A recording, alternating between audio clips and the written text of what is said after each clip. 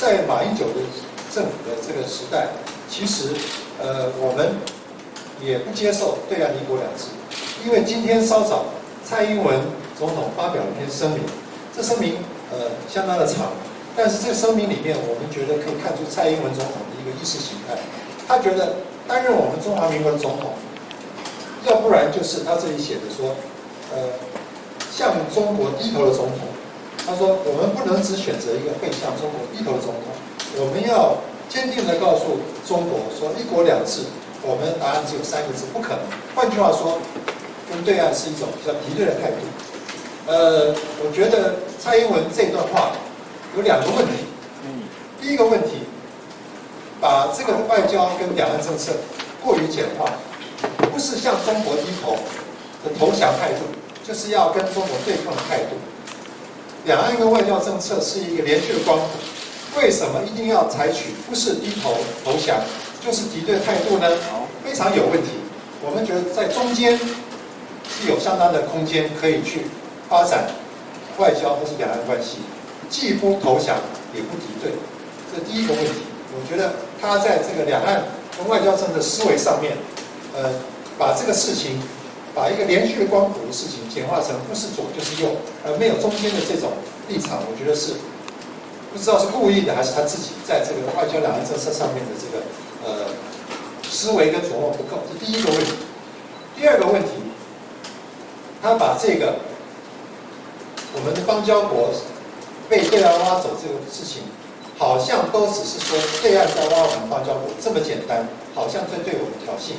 事实上，在马总统时代，马总统也没有接受一国两制。他这边讲的说，一国两制，我们的答案只有3个字，就是不可能。马政府时代，马英九总统对于一国两制也是说 no， 不可能。我们的韩国瑜的总统候选人也曾经说过，一国两制 over my dead body。那马英九总统时代一样不接受一国两制，为什么不会？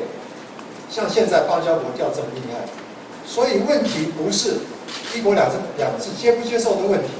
任何一个我们台湾选出来的总统，我们中华民国选出来的总统，他对一国两制都不会接受，可是却有不同的结果。这个问题在于他的两岸跟外交政策是有问题的。所以我这边要回过头来说，蔡英文总统，你自己有没有体会到你的两岸跟外交政策是有问题？为什么以前马英九总统一样会接受一国两制，都没有这些问题？你现在接受一国两制，你现在说不接受一国两制，就造成这么多问题。我们今天当然希望说，今天我们的外交部的文部长已经说他要负起政治责任，是不是？然后我们蔡总统也说他表达慰留的意思。蔡英文总统，你当然慰留了，因为你很清楚，心里应该很清楚。问题不在外交部部长，问题在你自己本身身上。在你现在两岸跟外交政策没有改弦易辙的情况之下，再有10个外交部部长也不够你用。如果你让每一个外交部长有邦交国调了就辞职的话，到现在应该已经换了7个外交部部长。我们再有10个、100个外交部部长也不够你用。那这问题不在外交部部长身上。我们当然说责任政治，外交部部长应该辞职，但是我们更要严重的说，蔡英文总统。你再往下，你如果不改弦易辙的话，我觉得你还有什么脸选第2任的总统，继续当我们中华民国总统？你要把我们中华民国变成国际上面一个孤儿，不是这样吗？